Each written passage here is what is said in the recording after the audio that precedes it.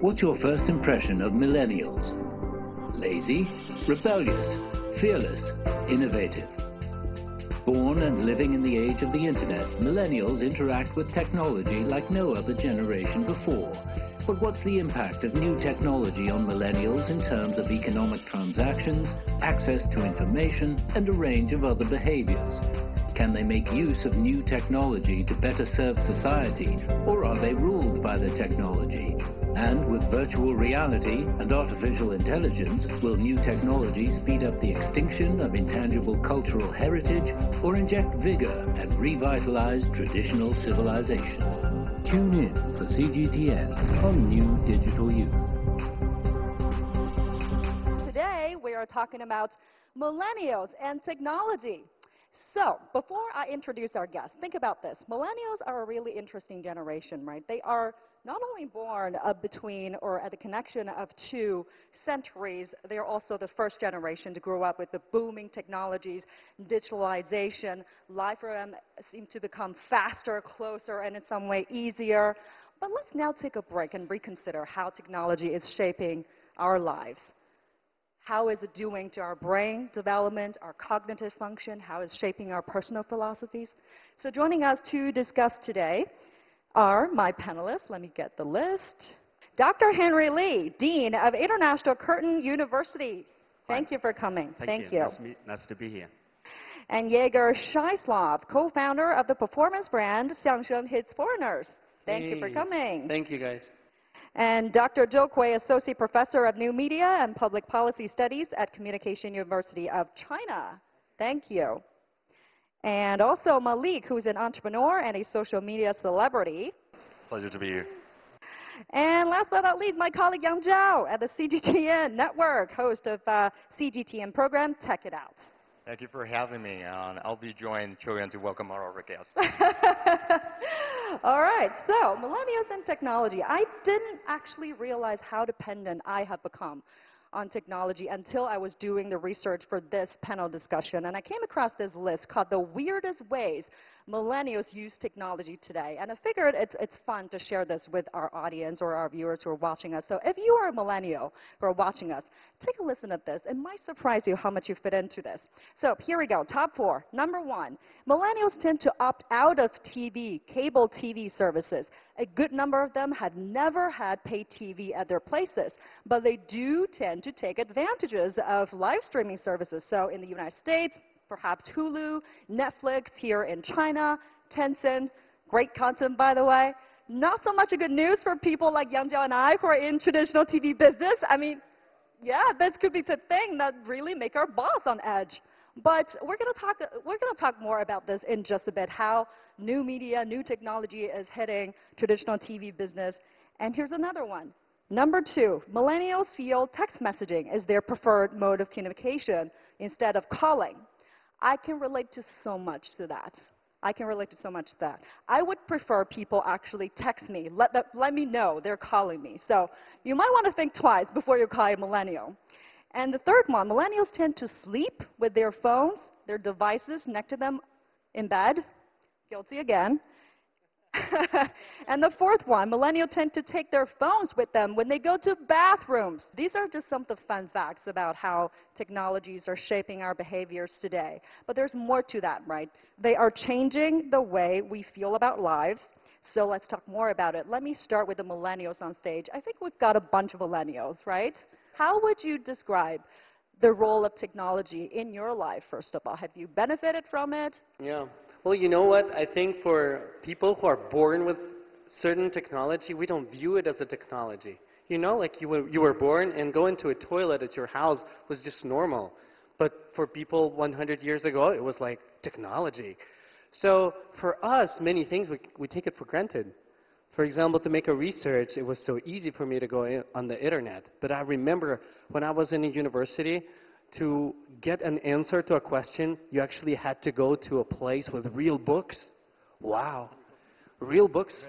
And you had to ask real people who knew about these questions. But now it's at the ends of your tips. So it's pretty much, I think the biggest impact the technology has on me is I'm really used to instant gratification and the pace. you know, the pace of my life is just so fast. I want things quick. I don't want to wait. Well, one of the conveniences probably. People do enjoy that quick gratification and the hyper-connected life. Basically, you can do whatever you want at wherever you want. Right, Professor Lee? Professor Joe, I'm sorry. So actually, I'm born in the early 1980s. So technically speaking, I'm not like a digital native, because when I was born, there was no internet at all. So these who were born after the 1990s, when they were born, there was internet there. So they are called the natives. So I'm just I'm just a immigrant to the digital world somehow. But you've seen it from zero to now. That's You've true. seen the whole transformation from the beginning. That's true. When I was just started to use internet, I was categorized as one of those heavily like internet addicted people, because I use internet for like 3 hours a day. But now this kind of internet addiction concept vanished, even though I used internet, mobile internet, for like 8 hours per day. So we have to get to know what really happened to us. Malik, what do you think? You are very successful running your own channel on social media platforms. You've got 2 million followers. What do you think the role of technology? Well, I can't thank technology enough, because I definitely benefit a lot from it. Back in college, I started making these silly videos or videos so-called, 短视频 online, and gained a lot of followers. And I think the first technology I need to thank is 4G, right? It made the internet faster, and also the data was cheaper, so people can actually afford to watch videos online without connecting to the Wi-Fi. So the average watching time of short videos or video content has, has been exceeded. So, and also live stream. And back in the day, online or social media influencers are novel writers or, photographers. But nowadays, it's content creators, video makers, right? And the live stream has made me and my followers really tight. And really, we're friends. We're not like celebrity and their fans. We're like friends. It creates this intimacy that you're friends with your followers, your fans. And Yang Zhao, you got to make the response to our first comment there. How do you think new technology is shaping our industry, the impact that we are feeling right now? All of our guests have talked a lot about our like the 5G technology or AI technology. We've been talked about that. A lot of that, but I want to mention one simple example of technology that I've been met in the lab. It's a new material. It's kind of the hydrogel. So the scientists are making something like artificial muscles. They're trying to mimic what our muscles are doing. This kind of a hydrogel, just think about it, the rubber glove that you use when you clean the bathroom. That was the transparent, very soft rubber. That kind of a technology, they could be powered by electricity and flex. They can contract, they can release, they can work like your muscle. So think about this. I mean, now this technology is still in the lab, but what about 20 years later? What about 30 years later? This technology could become a very mutual product. We can use the gloves that are made by this kind of technology, made by this material. They can give us the very strong grip power. Think about what Tom Cruise did in Mission Impossible, climbed up the Tower of Dubai wearing that kind of gloves. We can wear that kind of tights or pants, which has been made by this kind of materials. They can give you some extra support to your muscle, even if you're senior people. They can help you to keep balance. So I think we're going to have the brighter future. We're definitely going to benefit from the technology. He loves it. So, Dr. Lee, you can see the millennials think very positively about the new technology. Yang Zhao benefited from it. He's hosting this program, Tech It Out, covering the tech stories, a hit show here at our network. But what do you think, observing millennials and technology? Yes, I have to say very clearly that I'm not a millennial. That was almost 20 years ago. And I think the new technologies, ICT, the biggest benefit for the young people is that it actually gives them a platform to publish their own ideas. So, for example, people like Diego and Malik, I'm sure they were not trained as artists, but it gives them a very good platform to publish their ideas, their creations. So, in a sense, it also gives them an opportunity to represent themselves rather than say, this is what we really are, instead of people like me telling them, this is actually what you're like. So this is something that's, I think, the biggest benefit for them. But following on my previous question, where do you think this relation between traditional TV and its live streaming competitor will head? Talk to us more about that, because I feel that we here at CGTN are trying so hard to make that adaptation, because we are very aware that whether a TV program or TV show make it or not really depends on the conversation on social media that's rolling or not. That has become a key indicator, and TV is becoming more and more multi-screened and becoming more and more social. Yes, I think television, to be relevant in this digital age, they need to get closer to their audience. So if you make a program for people born in the 40s, in the 1940s and 50s, possibly the traditional format is still working. But if you have a program that targeting millennials or post-1980s, 1990s, then you need to think about how to change the format. For example, there are lots of very good television programs that is 5 minutes.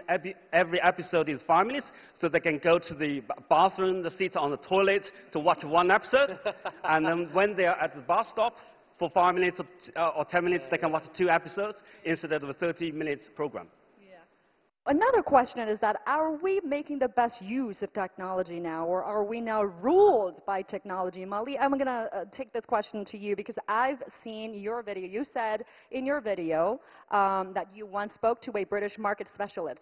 He says it's very easy to change Chinese people's thinking. It only needs 6 months to tell them to love or hate something. It really shocked me, because this persistent and pervasive information and tools extension to our lives, sometimes you think, do I feel this way, or is just the information I watch or the tools is making me feel and incite me to think this way? What do you think? Well, I think it really depends. Now, like, there's a huge app called TikTok, right, Douyin, and they claim they have 500 to 600 million users, and among those users, definitely there are people with different educational background, right? Different life background. And nowadays, people can make contents on that easy, right? Back in like 3-4 years ago on Weibo, like there's a limit or there's a barrier to make contents. But nowadays, everybody can make contents. So you can get your voice heard. And you can get people in your level or people that share the same experience or share the same culture to believe in you. So in this situation, whatever you said, you will have supporters, right? You will have people that believe in the same concept or same idea. And on the internet, you know, you can kind of get away with what you type or what you write or what you say. So I guess it is making a kind of a bad impact. But comparing to back in 3-4 years ago, I think the government regulation and also the platform regulations, made a great effort to kind of eliminate some of the like really bad effect of network or cyberbullying. Yes. And it's very hard with all this information overload to keep that presence, maintain that mindfulness and awareness, because you mentioned, I remember someone, when they read an article somewhere to say, well, women need to be strong and independent, and suddenly they become a feminist. And then they read another article saying that women should not be worked so hard on themselves, and they started to think, what the heck am I working so hard? Their opinion can be changed drastically in a very short of time. True, and also, people also make arguments about like people are reading less book and watching more videos, and because it's all dependent on the information, right?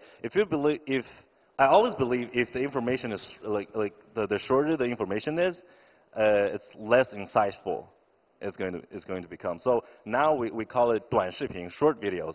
It's 15 to 30 seconds video. It cannot tell you the content, or it cannot tell you what's behind it. It's just very, very short information. So, and it can easily manipulate you if you share the similar idea. It's basically, they didn't influence you. You have that mindset in yourself, in your brain already. It's just someone said it online and it just clicked, and you think it's right now. So Professor Zhou, is our brain moving away from deep thinking abilities Are we witnessing that with new technology? We watch too much fragmented information, and people are too easily being influenced by emotional information other than factual information. That's what we call a post-fact era, what we live in. The problem is that sometimes there are three layers of information. The first is just the phenomenon information. The second is knowledge. The third is wisdom. We are too much stuck in the first layer, too much information. We are over-informed, but sometimes also misinformed. But we need more time for the structural knowledge and wisdom. Yegor, your thoughts on this? Yeah, absolutely. I'm on it because I call this information fast food information, 快餐信息. And it's coming back to my comment on the pace. You know, we're so used to get things fast. Yes. And I can imagine millennials, when they're frustrated about things, they want to get some encouragement or excitement from things. And the short video gets that little shot of excitement. It kind of boosts you up for a little, you know, it crank you up. It only takes 15 seconds and you're laughing, right? But then you actually, when the time goes by, you realize that the quality of the laugh or the quality of the information is not there. And I really agree on that about the wisdom, because we learn it in the nature. It takes a day for a mushroom, but it takes 100 years for a good tree to grow up, right? So the wisdom takes time. And I think with immersive technology, it's easy to bite into that, you know, bait of 30 seconds and to get the pleasure. But I think we go for the real stuff. You may not disagree with me, huh? I don't.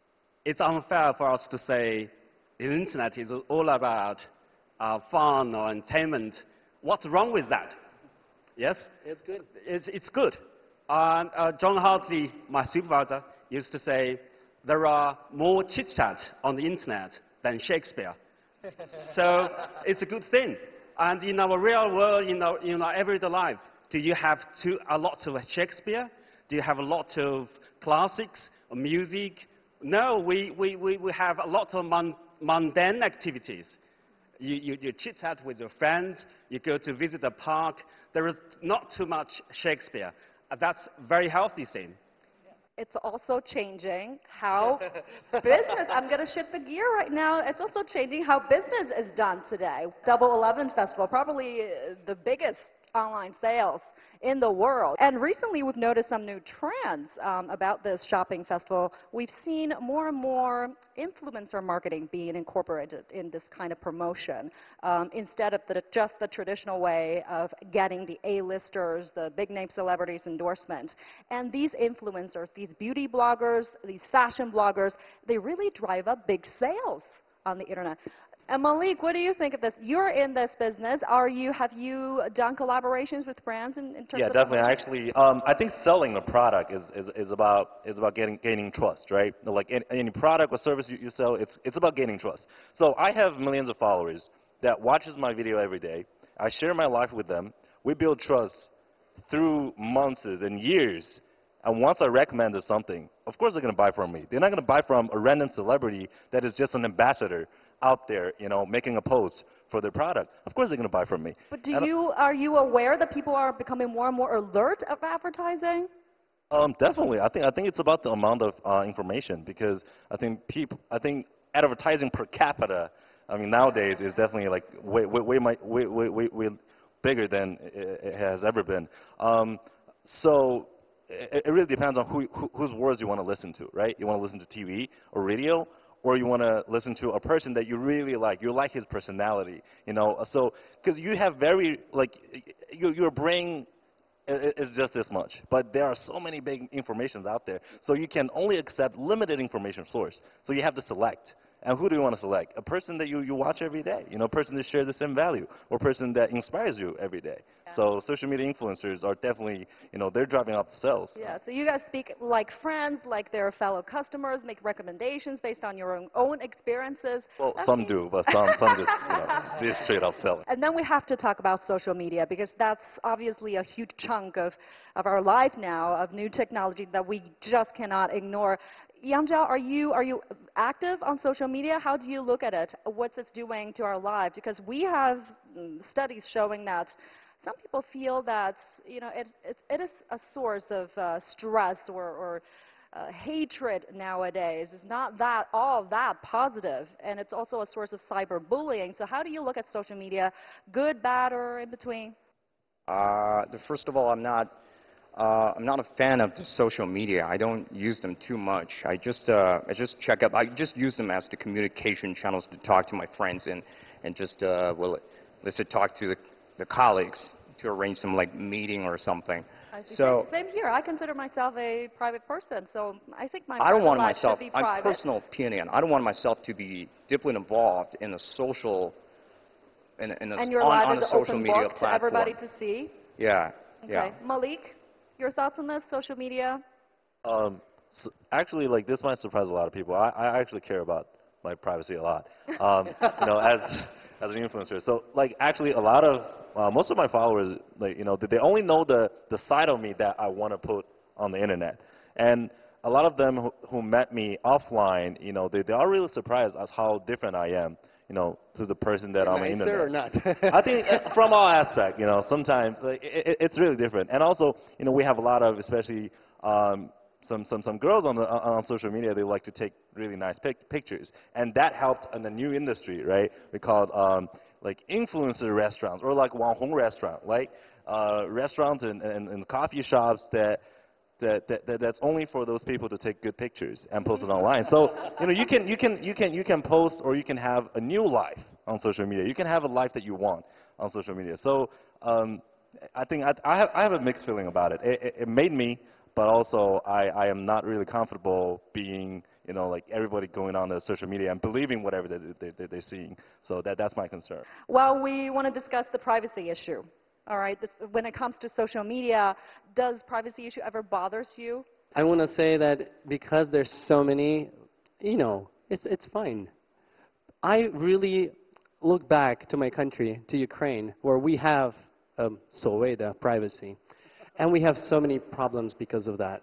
And I really, I don't do any bad stuff. So if people watch me, or they know where I am, or what kind of stuff I buy, I really don't care. You want to advertise me some stuff that I like? Yeah, okay. I don't. You know where I am? Great. If I get lost, you'll find me. I don't have any problems with privacy. I know I'm simple-minded a little bit about that. You may know some certain facts, but I don't care. Wow. Because when I sign up on these apps, that requires me to give in my real home address, my permission to share my location. The home address I will not give. But how are you supposed to order food or order a taxi? 保安师傅, Really? No. Sure, we give the address and stuff. You just can't avoid it, I guess. And there's Right. little you could do about it other than praying or hoping a fatal data leak won't happen. I watch those news in America and other countries. They have protests, and they worry about privacy. And I'm like, what are you going to do about it? What do you think, Joe? guys? I think just a lot of people think that they don't care about privacy just because they haven't know the damage it might cause to them or to their family.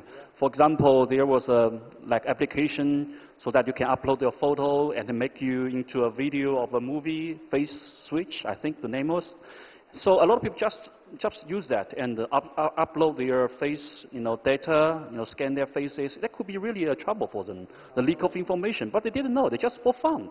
So they haven't know the results of the leak of the privacy. And the other thing is, I saw too many parents really love to post their child's whatever they have done every day, daily life, into their Facebooks or other kinds of social media.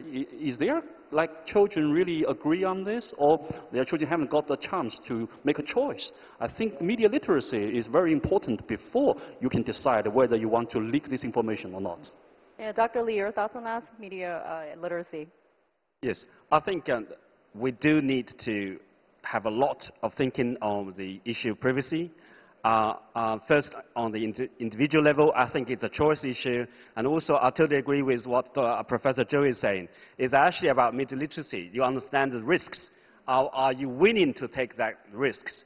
But also, at the other level, there are these businesses, these social media companies. I think they have obligation to give the users, the consumers, sort of informed consent, and also for the government and for the general public to actually have a legal framework to protect and regulate the privacy issues. Do you think, Yang Zhao, do you think that technology is making us lazy, though?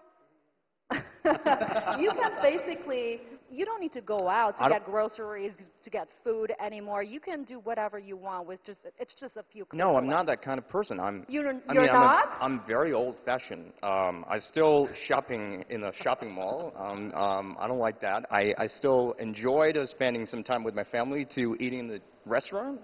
I think I'm old-fashioned, but I understand what you said about lazier. I don't think we're getting lazier. But I'm going to say, for example, now we have a delivery man, we have Kuaidi, right? Our life is getting easier. I think that was just a relocation of our resources on society, right? So more people are just trying to do something for us.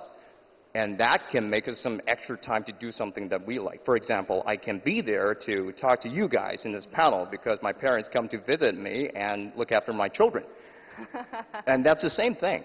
I think it's not about technology, but it's just about us involved in our society. That's more jobs and this new kind of services has been created. Yeah, so is technology making us happier or unhappier compared to 10 to 20 years ago? Dr. Lee, what do you think?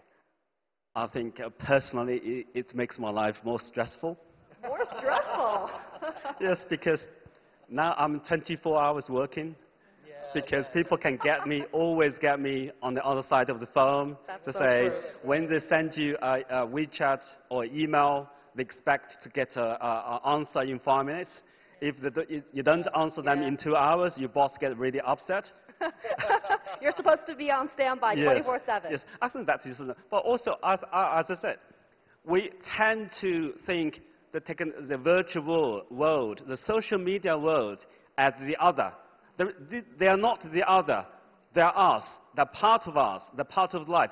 So if we always say, okay, we have so high expectations of technology, they're going to solve every possible issues, problems, then we're doomed to be disappointed. It's actually us. It's our choice. It's actually what we need to do rather than let technology decide for us. Yeah. And final question. Some influential scholars actually predicted that technological talented people are the most likely to succeed in the digital age. Professor Zhou, do you agree with that? What do you see as the most determining factor to succeed in such a digital age, in such an age of technology? Do you think that